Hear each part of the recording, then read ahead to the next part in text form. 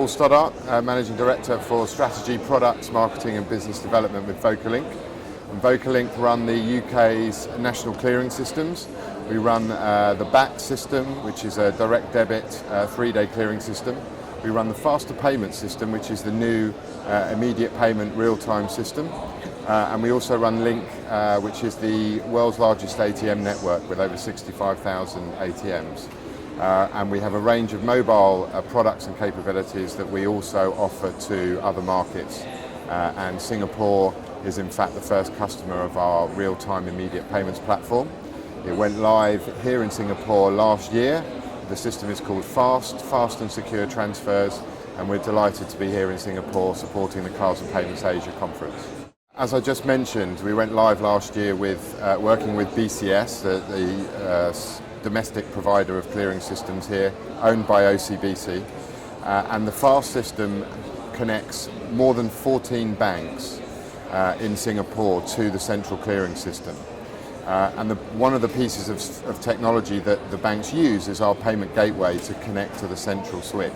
So we're already in the market working with BCS, working with MAS, and working with the main retail banks, both domestic and foreign, here in Singapore.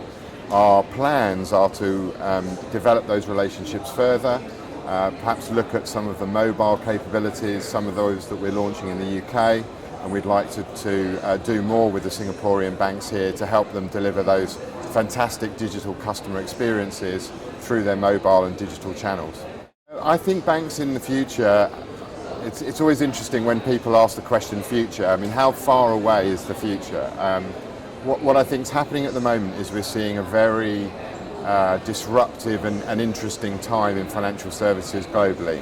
The rise of the mobile phone and the smartphone in particular has taken most industries by surprise, and customers are now demanding services, great customer experiences, all delivered now, immediately, when I want to do it, which is very demanding for banks in particular, who in most cases, in most markets, are very big companies, very established, lots of legacy technology, culture and process that are not necessarily best suited for the digital economy. And so I think the future bank is going to find itself needing to be more of a technology company than a financial services provider. And I think you'll see very limited physical presence on the street in the terms of bank branches.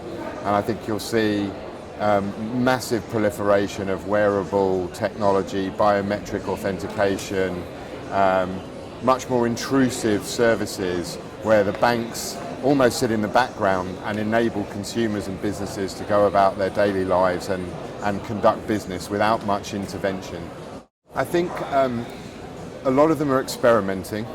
I think that's good. I think those experimentations help them learn, help them understand their customers a lot better. I think one of the areas that I'd like to see them do a lot more in would be around the sort of data insight areas of their business. So at the moment, banks capture an enormous amount of information. They hold a lot of information on me and on the business. And if they were better at learning from that information and feeding that back into the development of products and services, then I think they'd make their lives a lot easier. And more importantly, they'd make their customers' lives a lot easier. I think that's what the customer is looking for from the bank. They're looking for a service that makes their lives easier and not harder. And I think if the banks can leverage that data flow in and out of their business and turn that into better developed products and services for their customers, then they'll cope better with the digital world. Their customers will stay with them. And they won't be so concerned about the need to chase the latest technology threat that's coming from Silicon Valley or the latest Chinese tech startup. I think most importantly, at our core, we are responsible for running core national clearing systems for countries.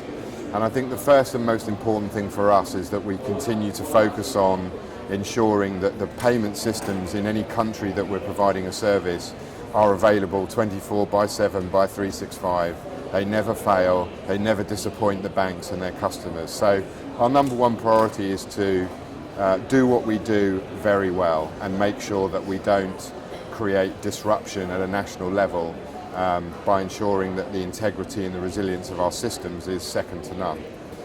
What we like to do over the top of that, and from that strong foundation, is deliver a platform for innovation for our customers, i.e. the banks and governments in the market that we operate in. Providing that platform for innovation, providing tools and capabilities that the banks can use to offer to their customers and that the banks can use to offer to their business customers as well as their consumers. And I think we'll see some of our mobile capabilities, some of our direct corporate access capabilities, and more around the data insight and decisioning based systems, some of which we've launched in the UK, others of which we hope will launch in one or two of the markets over here. I think we wanted to build on our success with BCS and MAS in Singapore. We have enjoyed immensely working with the banks here.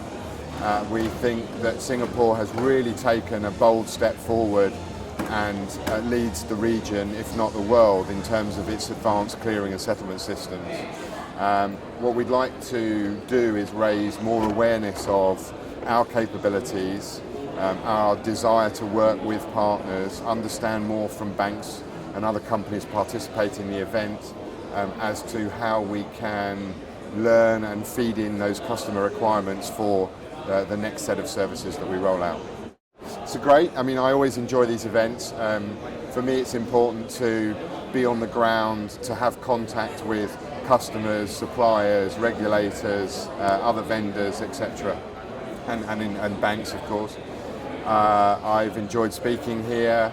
I think the buzz around the place is fantastic. It really reinforces Singapore's role at the centre of financial services in Asia. And we look forward to participating in future events. So we've been delighted. Thank you.